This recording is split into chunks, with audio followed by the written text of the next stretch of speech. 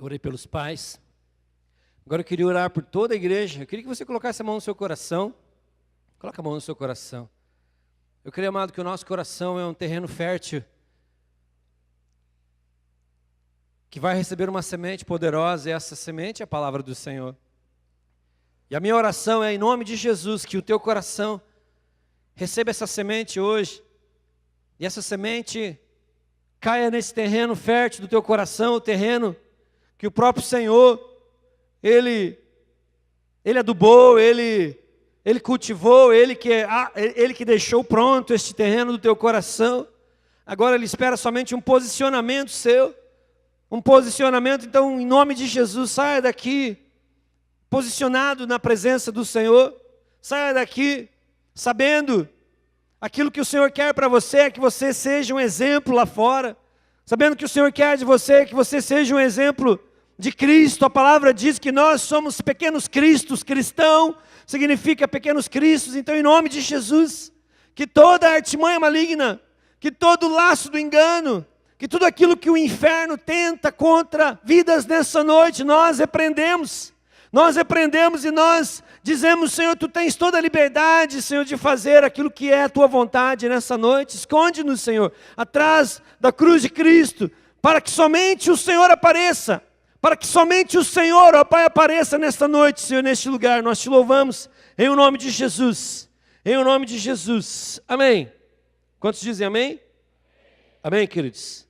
Precisamos nos posicionar. Fala para quem está do teu lado. Já comecei assim, né? Eu sei que muita gente não gosta disso, mas é bom, né, Sueli? Falar assim, você empolga a pessoa que está do teu lado. Aí. Fala assim, precisamos nos posicionar com relação a tudo aquilo que nós ouvimos do Senhor.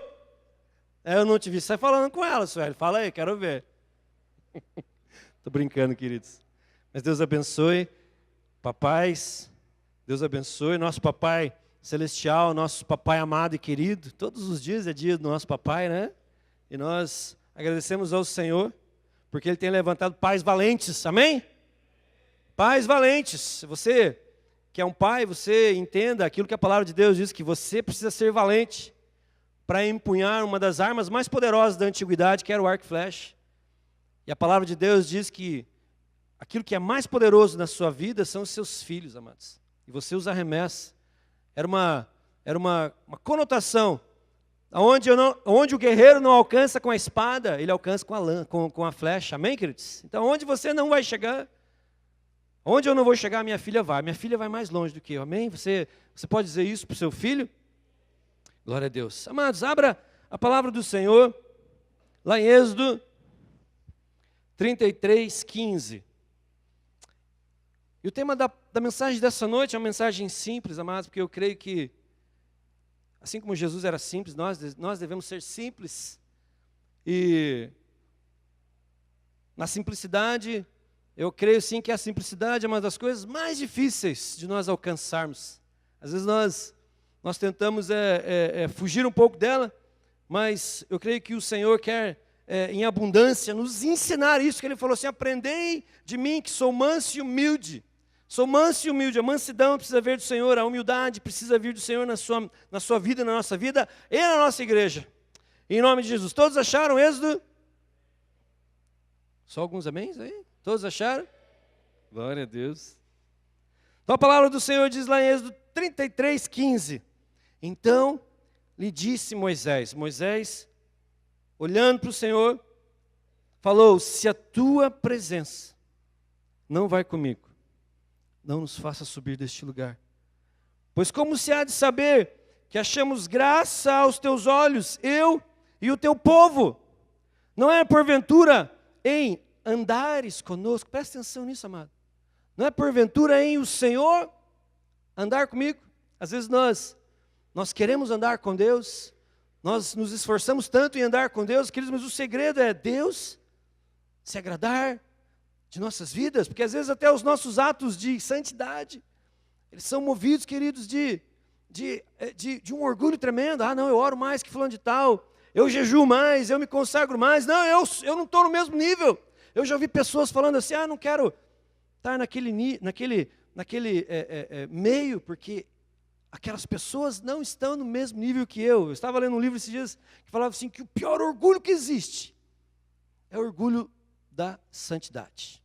Então o Moisés ele fala assim, não é porventura em andares conosco, em andar comigo, Senhor, de maneira que somos separados, que somos santificados, que nós não nos misturamos, não com as pessoas, mas com aquilo que eles fazem, nós não queremos fazer.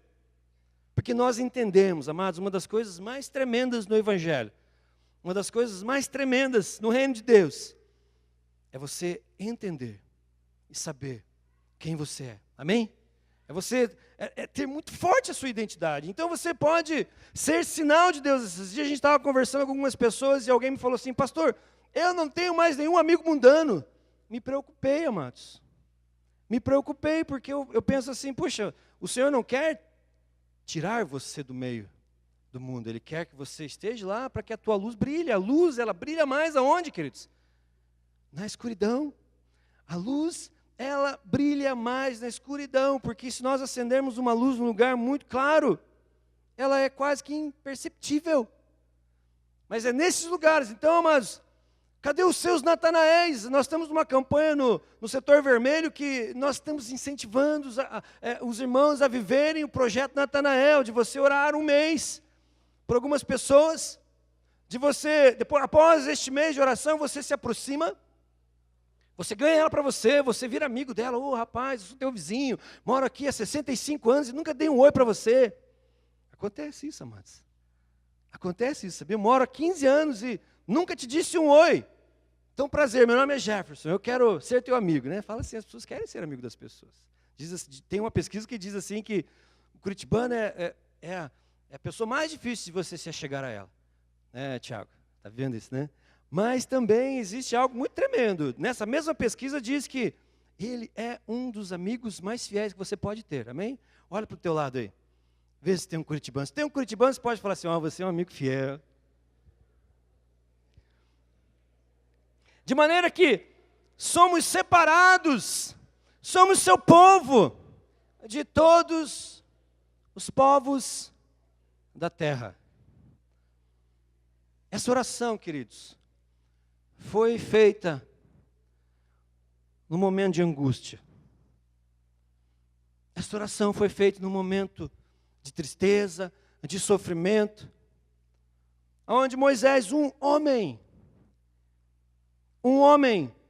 como qualquer outro homem, como eu e você, só que talvez ele tinha algo que falta muito em mim e em você, Lucas. Um desejo intenso de Deus.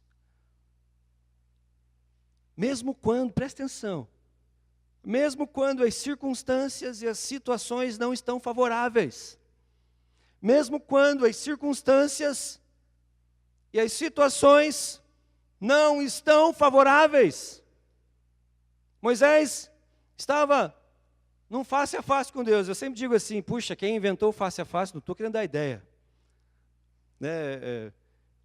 Pegou Jacó, que bênção, Jacó é uma bênção. Mas um homem que não abria a mão da presença do Senhor como Moisés, são poucos, queridos. São poucos.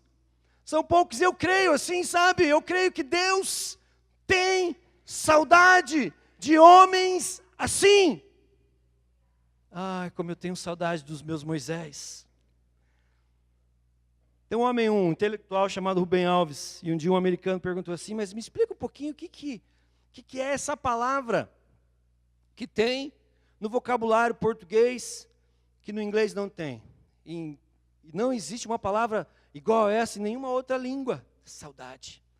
Porque em inglês é falta, né? I miss you. Você vai dizer assim, eu tenho saudades de você, Fernando, quando eu te ligo lá, quando a gente ficou 3 dias sem se falar. Oh, Fernando, I miss you, brother. Mas não tem saudade. Se você for ler, se você for procurar no seu dicionário de inglês, português, saudade vai estar lá escrito miss, de falta. E esse Rubem Alves, ele pensou, o que eu posso dizer? O que eu posso dizer? O que significa? Eu posso, que ele possa entender o peso dessa palavra. Como ele era de tantas coisas que ele era, ele também era um poeta. Ele falou assim, saudade é o bolso da alma, aonde eu coloco as coisas que eu provei e eu aprovei. Presta atenção nisso, que eu provei. que eu vivenciei, que eu vivi, e eu aprovei. Ninguém aqui diz, eu tenho saudade daquela época que eu andava descalço no frio. Você não vai falar isso, né? Eu tenho saudade daquele tempo que eu quebrei o braço e ficar 2 meses com o meu braço enfaixado, engessado, né, Fernando? Cadê o Fernando, tá aí? Você não vai falar isso, queridos. Você vai falar assim, eu tenho saudades daqueles tempos de infância, né, quando meu pai trazia danoninho, quando minha mãe chegava do serviço e trazia aquele, eu tinha uma vontade, a gente era muito pobre, amados, então eu achava que naquelas marmitinhas de papelão não, de alumínio, eu achava que era a melhor comida do mundo. Então às vezes minha mãe trazia umas polentinhas fritas, meu Deus, hoje a gente não aguenta mais, de tanto que a gente já está saturado com aquilo. Mas quando a gente não tem abundância, quando vem, a gente se deleita. Então eu creio assim que Deus, que falava face a face com Moisés, que tinha uma intimidade poderosa, amados, e essa intimidade poderosa, o Senhor hoje nos concede em um nível maior ainda, eu creio, por causa do Espírito Santo que habita em nós, por causa do Deus Espírito Santo que habita na sua vida. Então você tem esse acesso poderoso ao Senhor, mas sabe qual que é o problema? Às vezes a gente acha que tem demais, e a gente não se deleita, a gente não busca. Então eu creio que Deus fala assim, que saudade dos meus Moisés, onde estão os meus Moisés, que não abrem mão da minha presença? Onde estão as minhas Estérs? Né? A rainha Esther que falou assim que eu vou me apresentar para o rei, se eu morrer, eu morri, o que importa é que para essa hora eu fui levantada.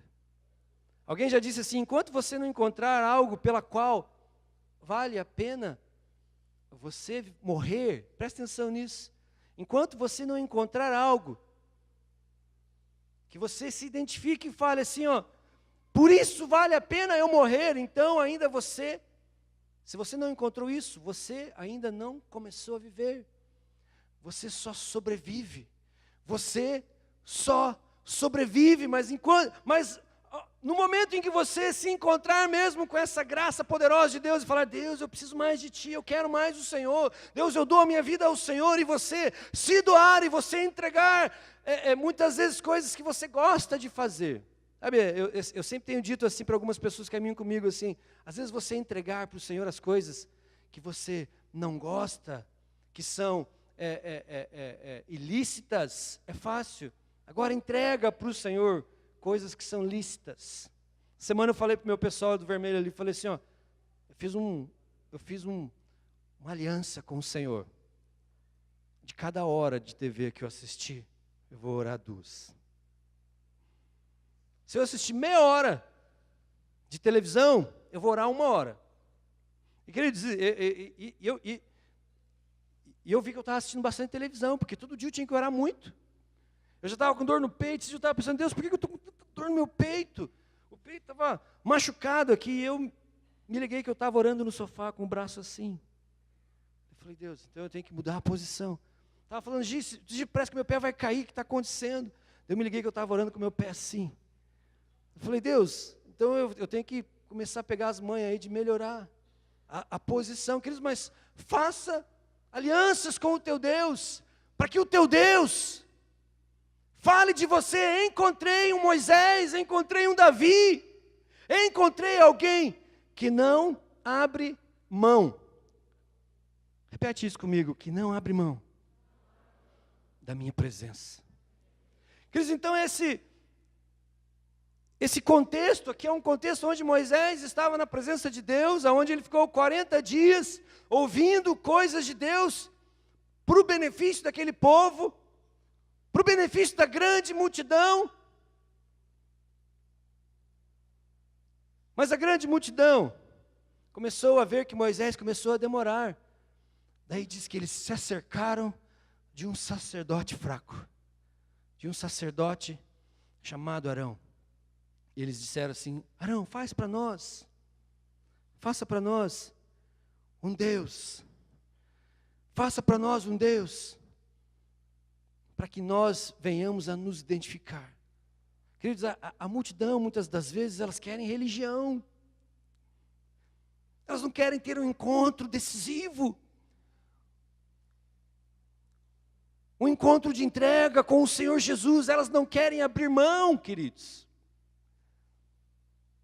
A multidão quer viver muito vivinho, eles querem estar muito vivinhos no reino de Deus. Ah, não, tal fulano fez isso comigo, ciclano fez aquilo comigo, eu me magoei, eu saio da igreja, eu esfrio, eu não vou na igreja. Às vezes nós lotamos, amados. Às vezes nós lotamos um show de rock evangélico, mas nós não conseguimos colocar 30 pessoas para orar junto. Às vezes vem gente que você não conhece de onde, mas vem. Você faz um churrasco, vem gente, rapaz, de onde você é? Sou lá do Caximba, perdão se alguém mora no Caximba aqui. É que um dia eu me lembro que eu fui no Caximba, eu fui de ônibus. Eu era piá e nunca chegava. Mas eu sei que de carro é mais perto, né? Eu nunca chegava. Às vezes você mora lá no Barigui, e aparece lá do Barigui um camarada no churrasco. E às vezes não traz nada. Não é o teu caso, Clebinho. Mas quando fazemos um culto de oração, quando fazemos um culto de busca da presença do Senhor, de clamor, queridos, Deus, Ele clama por jovens, iguais a Ananias, Misael e Azarias. Talvez você nem conheça quem são esses camaradas, porque você os conhece por Sadraque, Mesaque e Abednego. Era nome que o rei Nabucodonosor tinha mandado dar para eles. Mas o nome deles era Azarias, Misael e Ananias. Rapazes que não abriram mão da presença do Senhor, mesmo que isto custasse a eles a vida. Homens igual a Daniel. Eu creio que Deus colocou esses comportamentos, esses gestos no espírito dele, para não dizer alma, né? No espírito dele. Ele falou assim: isso eu aprovei. Isso eu tenho saudade. Isso eu tenho saudade de homens e mulheres que quando estiverem passando, amados, por uma situação de dificuldade, elas digam: pode acontecer qualquer coisa com a minha vida, mas eu não abro mão, Senhor, da Tua presença. Eu não abro mão da Tua presença. Porque lá em Êxodo 33:6 diz que a multidão, elas se levantaram somente para se divertir, mas antes disso, eles assentaram para comer e beber. A multidão, eles buscam para si sacerdotes, amados, que façam aquilo que é a vontade do coração deles. Inclusive, o apóstolo Paulo disse lá em 2 Timóteo, que nos últimos dias, os homens levantarão para si sacerdotes e homens que sejam coniventes com todo um sistema que não fale mais de pecado, que não fale mais de santificação, que não fale mais de se separar para o Senhor, de buscar a graça do Senhor. Ele diz assim: pois haverá tempo em que não suportarão a sã doutrina, pelo contrário, cercar-se-ão de mestres, segundo as suas próprias cobiças. Agora eu quero que você pule comigo, queridos. O apóstolo Paulo, ele fez um esboço para mim. Eu conversei com o apóstolo Paulo, brincadeira. Ele fez um esboço, sabendo de antemão, Deus já sabia de antemão que eu falaria sobre este povo. Ele preparou um esboço prontinho para mim. Eu quero que vocês abram lá em 1 Coríntios 10. Então nós falamos um pouco destes homens que querem o Senhor, que buscam o Senhor, e nós precisamos ser iguais a estes homens, ser iguais a essas mulheres, como Esther, como Débora, a juíza Débora. Não é como aqueles rapazes que diz a história que eles poderiam ter 13, 14, 15 anos no máximo.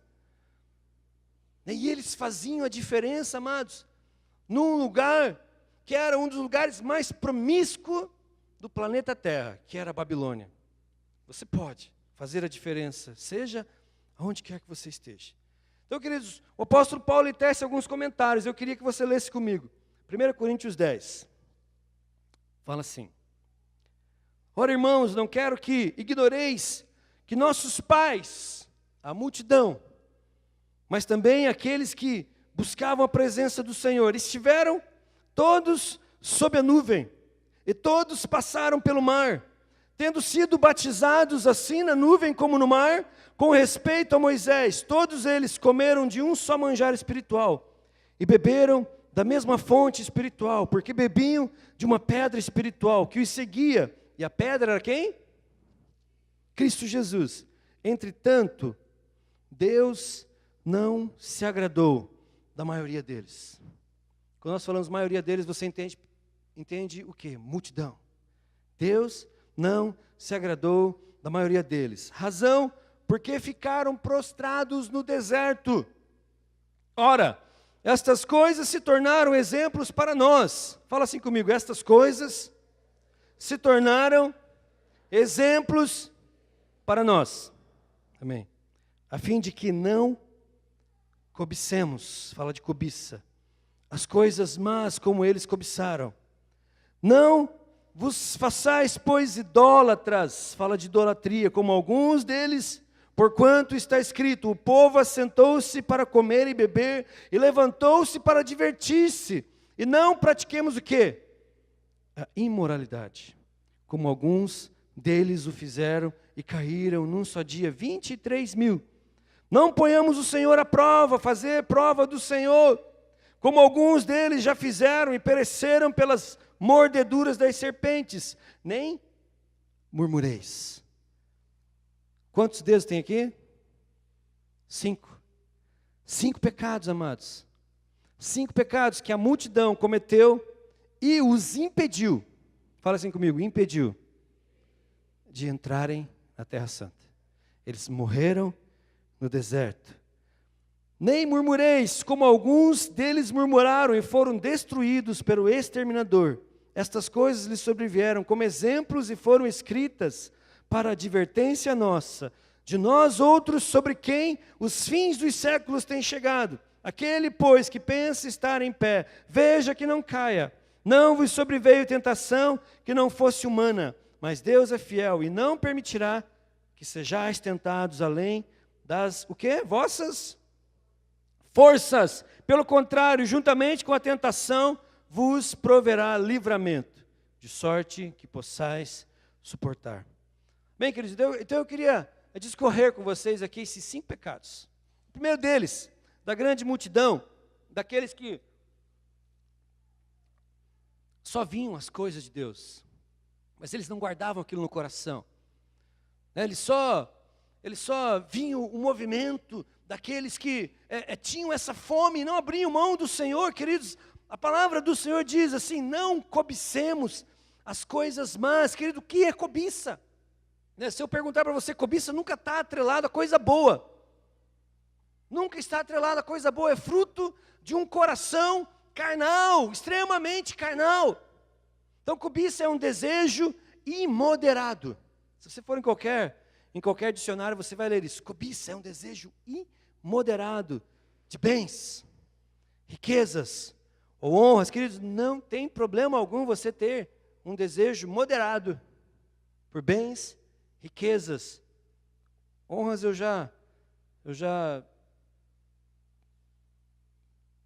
Honra é algo que você precisa não buscar, mas você precisa, é mérito, amados.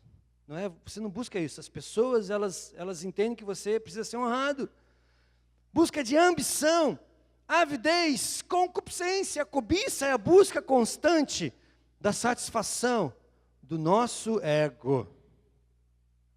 Cobiça é a busca constante da satisfação do nosso ego, do nosso eu interior. É um cristianismo que não é mais o cristianismo cristocêntrico. Não é mais o cristianismo que tem o Cristo no centro de todas as coisas, mas tem o eu, tem as minhas ambições. Tem o eu, queridos. A tônica da cobiça é basicamente o egoísmo.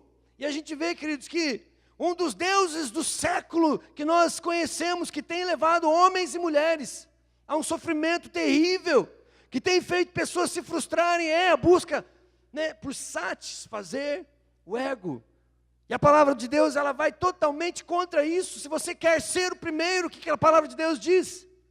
Seja aquele que serve à mesa. Se você quer ser o maior, seja o menor. João Batista, o próprio Jesus falou assim: homem nascido de mulher, não existiu quem fosse maior profeta do que ele. Todavia, ele será um dos menores no reino dos céus. Às vezes a gente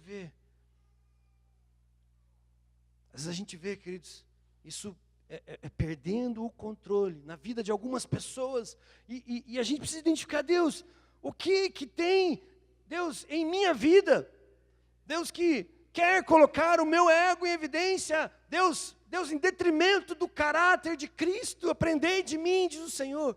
Eu sou manso, eu sou humilde de coração. Eu sou manso, eu sou humilde de coração. Então esse foi um dos pecados que fez com que aquele povo morresse no deserto. Queridos, deserto é lugar de passagem. Você pode estar passando pelo deserto que seja. Você pode estar passando pela luta que seja. Eu quero te dizer uma coisa: é lugar de passagem. Deus quer forjar o teu caráter. Deus quer te fazer mais parecido com o Senhor. Amém? Mas muitas vezes, até mesmo no deserto, queridos, até mesmo no deserto, a cobiça ela vem. E o ego quer se inflar. E muitas vezes nós nos prostramos. O segundo pecado que eles cometeram, de acordo com 1 Coríntios 10, 7, eles caíram em uma idolatria. Não vos façais idólatras. Queridos, o que é idolatria? É um sistema de valores que criamos, em que damos mais importância a qualquer outra coisa do que a Deus. Nós damos mais importância a qualquer outra coisa do que a Deus. Queridos, às vezes o teu filho é uma idolatria na tua vida. Às vezes o teu estudo é uma idolatria na tua vida. Vou falar para homens agora. Às vezes o teu carro, amado, às vezes o teu carro é uma idolatria na tua vida. Às vezes a tua esposa gostaria tanto que você tratasse ela como você trata o seu carro. Você separa o sábado inteiro para o teu carro. Começando de manhã, você vai lá, passa o aspirador naquele carro sujo, aquele carro passageiro. Você vai lá, tão empolgado que você está, pega um paninho úmido, passa nos bancos. Você vai lá mais empolgado ainda, você passa um siliconezinho no seu carro. E a tua esposa fala: bem, vem almoçar. Ah, mulher, estou ocupado demais. E a tua esposa: puxa vida, ele não faz nenhum carinho no meu cabelo. Ou, por outro lado também, quer dizer, às vezes a tua esposa se transforma num ídolo na tua vida. Ah, não, porque minha esposa é perfeita. Eita, a pastora Gisele não tem um erro, não. Ela é maravilhosa. Ela é maravilhosa, mas tem bastante errinho nela, queridos. Mas eu amo ela, mesmo ela não sendo perfeita. Então, queridos, idolatria. Algumas coisas que podem se tornar ídolos também em nossas vidas. Poder. Poder, amados. Alguém já disse assim: quer conhecer alguém, dê poder. Às vezes a gente se impressiona com algumas reações de alguns irmãozinhos que ganham poder. Você, uau. Quando você é empoderado na igreja, aí que você tem que demonstrar, amados, uma luta tremenda contra esses comportamentos de você se impor, porque você recebeu, né, uma autoridade. Aí que você tem que servir mais. Quanto mais poder você recebe, Fernando, mais você tem que servir. Quanto mais em evidência você está, mais você tem que servir. Sempre a gente fala para o pessoal que chega aqui, ó, queridos, nós somos pastores. E nós, como pastores, a gente tem que trabalhar mais do que todo mundo aqui. Se precisar limpar banheiro, alguém já me viu limpando banheiro aqui? Estou olhando para quem já me viu aqui. Às vezes chega um irmão que eu estou pendurado aí nas treliças da vida aí. Queridos, porque eu entendo que eu sou pastor, eu tenho que ser exemplo. Eu tenho que ser exemplo em todas as áreas. Amém? Então o poder pode ser, queridos, um laço tremendo na sua vida. Prestígio, estudos, dinheiro, negócios. Vamos lá para o 10:8. Terceiro pecado que impediu que aquele povo, que aquela multidão entrassem na terra prometida, queridos, que frustração triste, né? Eles saíram de uma terra, mas porque eles não entenderam o chamado deles, eles morreram no deserto. Eles morreram no deserto, amados, porque não tinham fome de Deus, não tinham sede de Deus, não queriam Deus, eles queriam viver segundo o seu próprio coração, de acordo com aquilo que eles achavam que era o certo. A palavra de Deus diz assim, que Deus se dirigiu para Moisés e falou assim: Moisés, este povo é um povo de dura cerviz. De dura cerviz, sabe o que é dura cerviz, amados? É um termo designado para aqueles bois, que mesmo com os aguilhões, eles não serviam para arado.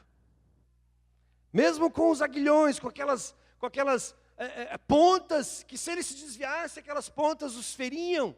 Às vezes nós somos muito cabeça dura. Às vezes nós desviamos do Senhor, nós começamos a nos ferir com os aguilhões que o mundo nos oferece. Ah, mas está bom desse jeito. Ou nós queremos ter uma vida dupla, uma lá fora e uma aqui dentro. Queridos, não podemos ter isso. Ou mesmo, dura serviço são aqueles cavalos que existem os freios, né, os freios na boca, se não me engano, se eu estava lendo alguma coisa sobre. E mesmo com aquilo, eles não obedecem. Mesmo com aquilo. Então, queridos, e não pratiquemos a imoralidade, como alguns deles. O apóstolo Paulo fala, o termo imoralidade designa todos os tipos de pecados sexuais, amados. Sabe o que é uma das tristezas na minha vida, querido? É que todas as estatísticas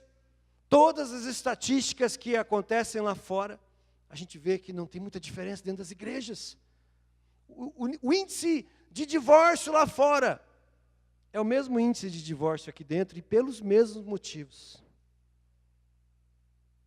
É triste isso, né? Mas é uma verdade.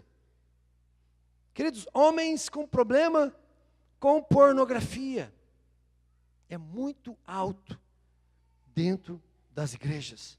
Se eu posso falar isso, queridos, é porque eu estou completamente liberto disso. Eu tenho autoridade para falar sobre isso. O índice de homens com o pecado da pornografia dentro da igreja é muito alto. Queridos, se você está envolvido com isso, se arrependa nessa noite em nome de Jesus. Se arrependa. Esse foi um dos pecados que fez com que aquela grande multidão, que aquele povo perecesse. Fala assim comigo, perecesse no deserto.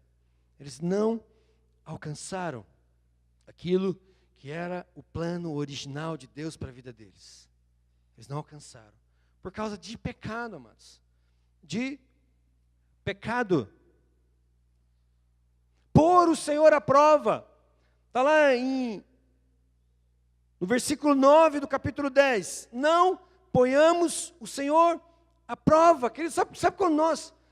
Sabe o que nós fazemos quando nós colocamos o Senhor à prova? É quando nós pedimos para o Senhor fazer algo contrário à sua vontade, ao seu caráter.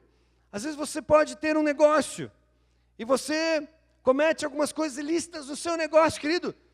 Não adianta você pedir a bênção de Deus se você não está fazendo a coisa certa. Ah, pastor, eu não consigo prosperar. Da gente, mas por quê? O que está acontecendo? A gente descobre às vezes que o cara não dá dízimo.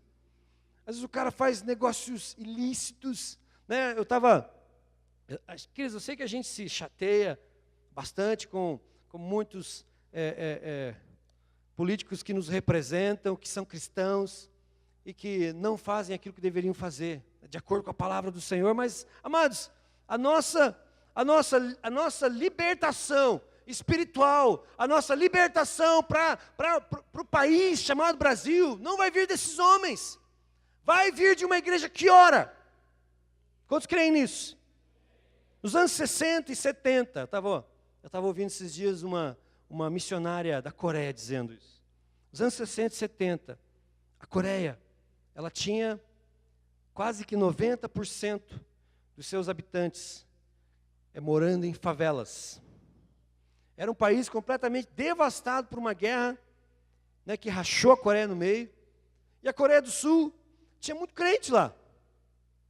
E os crentes, o que eles fizeram? Eles se mobilizaram e eles começaram a buscar o Senhor em oração. Começaram a abrir as igrejas 4:30 da manhã, 4 horas da manhã, 5 horas da manhã. E eles começaram a buscar ao Senhor. E eles se alinharam. Eu gosto dessa palavra, alinhamento. E eles se alinharam, queridos. E a primeira petição na oração deles é: Deus, sara a nossa nação. Sara a nossa nação. Queridos, eles perseveraram. E em 12 anos, eles saíram do 4º país mais pobre. 4º país mais pobre.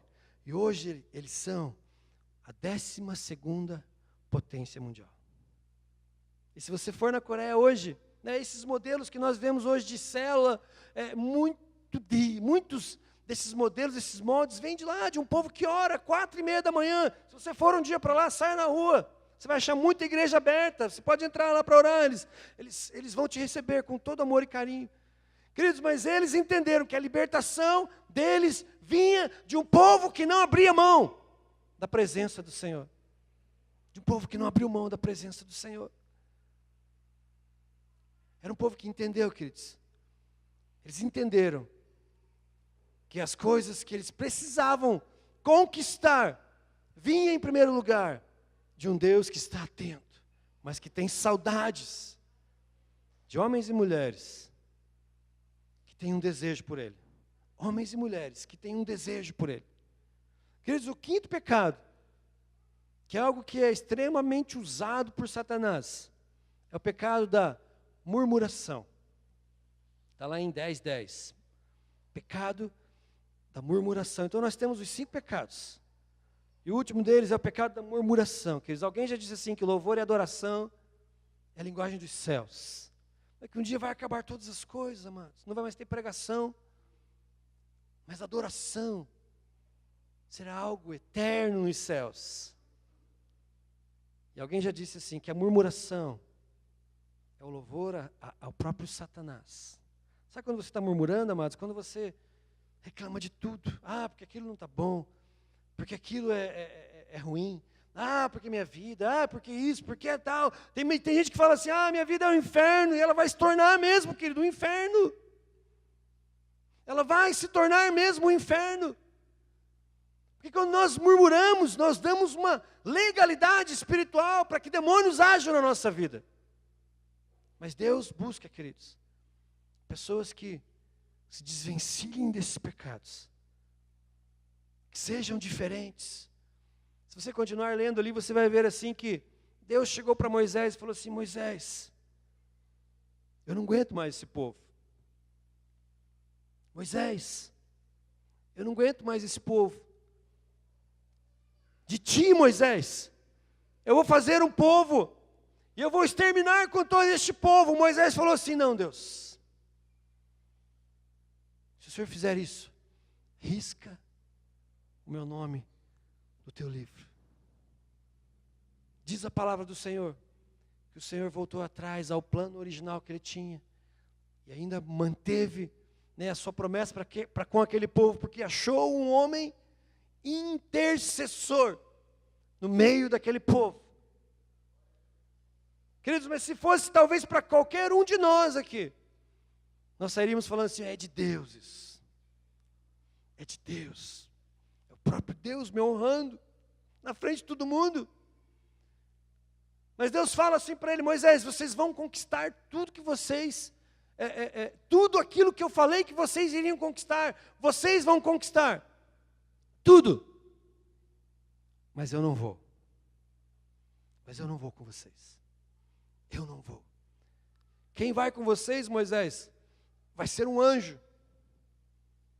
Queridos, talvez se Moisés fosse igual a nós, ele falaria assim: glória a Deus.